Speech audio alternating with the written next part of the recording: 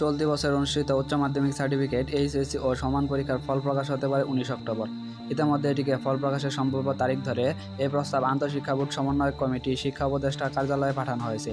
শিক্ষা উপদেষ্টা এই তারিখ অনুমোদন দেওয়ার পর মন্ত্রণালয় থেকে চূড়ান্ত ঘোষণা দেওয়া হবে।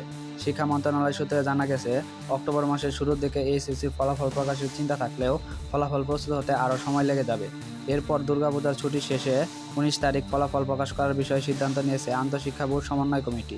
তবে শিক্ষা উপদেষ্টার অনুমোদন ও অনুমতি সাপেক্ষে আনুষ্ঠানিকভাবে ফলাফলের এ তারিখ ঘোষণা করবে শিক্ষা মন্ত্রণালয়।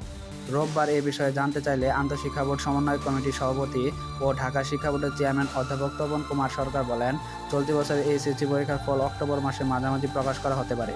এজন্য ইতিমধ্যে সম্ভাব্য তারিখের প্রস্তাব শিক্ষা মন্ত্রণালয়ে পাঠানো হয়েছে। মন্ত্রণালয় অনুমোদন পেলে চূড়ান্ত তারিখ ঘোষণা করা হবে। এর আগে এসএসসিতে প্রাপ্ত নম্বরের ভিত্তিতে সাবজেক্ট ম্যাপিং করে এইচএসসি ও সমান পরীক্ষা বাতিল হওয়া পরীক্ষাগুলোর ফল প্রস্তুতের নির্দেশনা দিয়েছে শিক্ষা মন্ত্রণালয়।